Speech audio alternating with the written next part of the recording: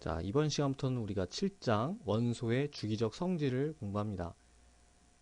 자, 자세한 내용 공부하기 전에 7장은 뭐에 대한 내용이고, 그 다음에 7장은 다른 챕터들과 어떤 연관 관계를 가지고 있고, 그 다음에 7장에 있는 여러 가지 내용들은 어떤 구성을 가지고 있는지 한번 살펴보겠습니다. 자, 7장은 뭐에 대한 얘기냐면요. 원소의 주기적인 성질에 대한 얘기예요. 원소. 굉장히 여러 종류가 있죠. 여기 지금 보면은 109번까지 이렇게 표시가 되어 있는데요. 굉장히 많은 원소들이 있는데 얘네들은 또 그 각각의 여러 가지 성질을 가지고 있습니다.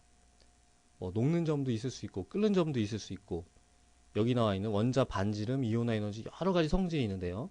걔네들 다 보겠다는 게 아니라 우리가 7장에서 보는 그 성질이라는 거, 원소의 성질이라는 것은 바로 요 네 가지밖에 안 됩니다. 유효핵 전하라는 성질, 그리고 원자 반지름, 이온화 에너지, 전자 친화도. 이 원소의 성질들이 어떠한 주기성을 가지고 있느냐, 그거를 살펴보는 거예요. 자, 얘네들은 공통점이 뭡니까? 전부 물리적인 성질이죠. 예, 화학적 성질이 아니에요. 이 원소가 그냥 자체적으로 가지고 있는 성질이지, 이 원소가 다른 원소들과의 어떤 상호작용에서 갖는 그런 성질이 아닙니다. 자, 하지만 얘네들을 우리가 잘 이해를 하면은 얘네들이 장차 다른 원소들과 상호작용을 할 때도 어떤 식의 특성을 갖겠구나. 그리고 걔네들끼리 결합해서 만들어진 물질도 어떠한 특징을 갖겠구나. 이런 거를 이제 이해하는 바탕이 될 수가 있는 거죠.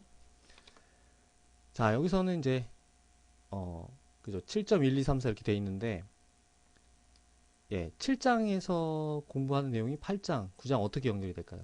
6장에서는 원자의 전자 구조를 공부했었죠. 원자가 어떠한 질서를 가지고 전자가 채워지는지 그걸 공부했습니다. 근데 전자가 채워지는 이 오비탈 구조는 어떤 질서를 가지고 있었죠. 그 질서를 통해서 원자의 전자 배치에도 질서가 나타날 수 있었고, 그 다음에 원자의 전자 배치가 가지는 질서가 결국은 이 원소의 주기적 성질로 이렇게 투영이 되는 거예요. 예. 그래서 6장에서 이제 공부한 내용을 통해서 7장에서는 여러 가지 원소를 쭉 펴놓고 각각의 원소가 어떠한 성질이 있을지, 그리고 주기성 이런 걸 보는 겁니다. 그 다음에 이제 8장에서는 이렇게 알아낸 여러 가지 원소의 성질을 이용해서 이제 걔네들을 결합을 시키는 거죠. 예, 결합을 합니다. 8장은 그 주제가 공유 결합이죠. 여러 가지 뭐 화학 결합, 이온 결합이나 금속 결합도 있지만 8장에서 나오는 중요한 내용은 공유 결합입니다.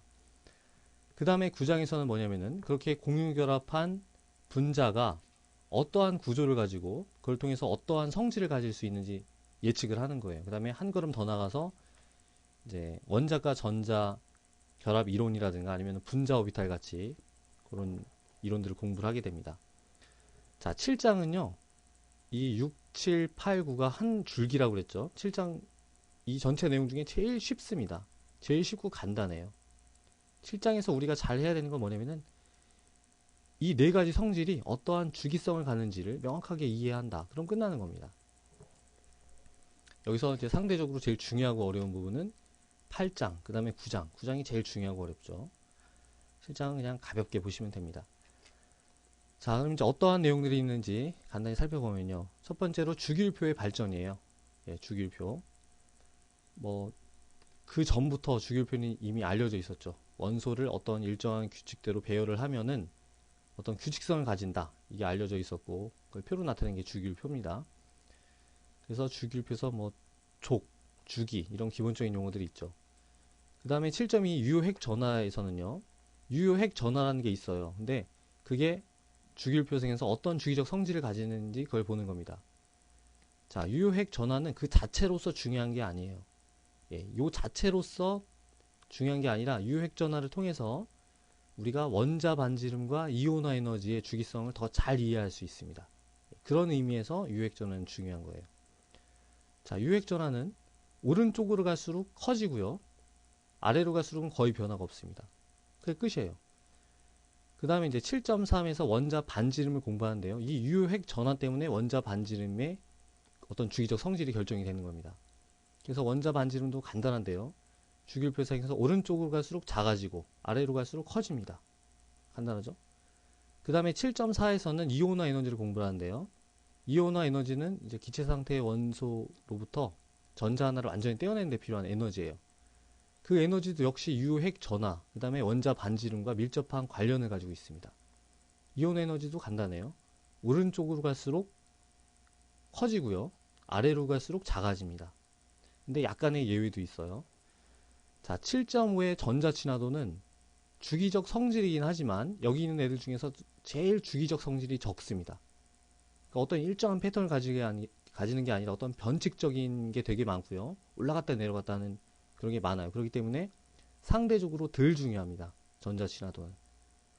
자, 그래서 결론적으로 얘기를 해서요. 7장에 이런저런 내용들이 나와 있지만 우리가 유심히 봐야 될 제일 중요한 내용은 바로 요거 두 개예요.